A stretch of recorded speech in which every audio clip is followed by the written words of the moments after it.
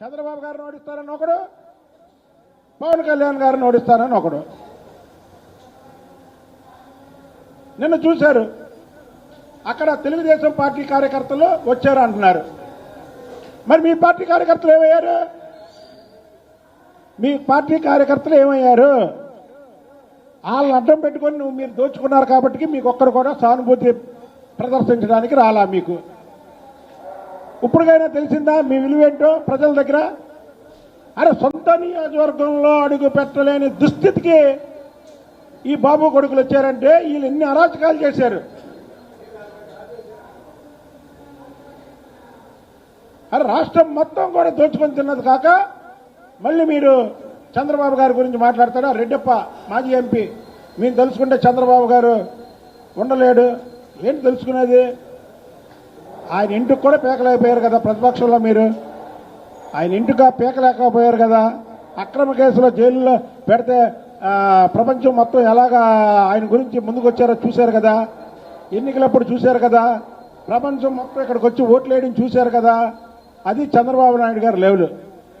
చంద్రబాబు నాయుడు గారిని రెడ్డప్పను ఈ అబ్బా కొడుకులు ఏం చేయలేరు.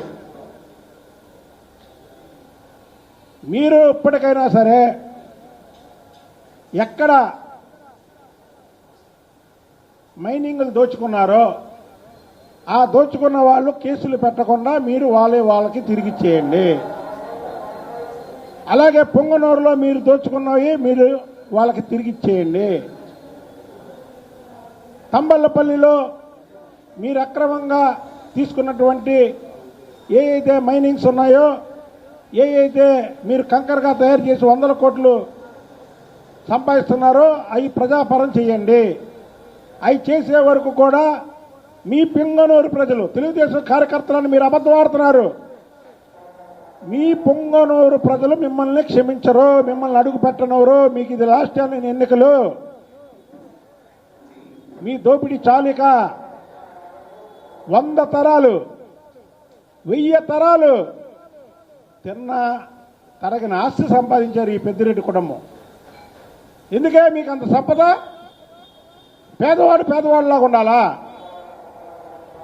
మీరు మాత్రం 1000 సంవత్సరాలు అంటే 1000 జన్మలు అంటే వాళ్ళ వారసులు 1000 తరాలు తిన్న తరగిన ఆస్తి సంపాదించారు ఇవాళ. కాబట్టి నిన్న జరిగినటువంటి ఏదైతే అది పొంగనూరు ప్రజలు మిథున్ రెడ్డిని అడుగు పెట్టనట్లేదంటే సిగ్గుచేటు. ఇక నువ్వు పదవిలోనా వేస్ట్. నువ్వు నీ తండ్రి వెంటనే రాజీనామాలు చేసుకోండి. ప్రజలకు క్షమాపణలు చెప్పండి. ప్రజల దగ్గర దోచుకున్నటువంటి ఆస్తులు వాళ్ళకి ఇచ్చేయండి. ఏ అయితే మైనింగ్లో సగభాగం మీరు రాసుకున్నారో ఆ సగభాగాల్లో అవన్నీ కూడా ఇచ్చేయండి. అప్పుడు మిమ్మల్ని ప్రజలు క్షమిస్తారు.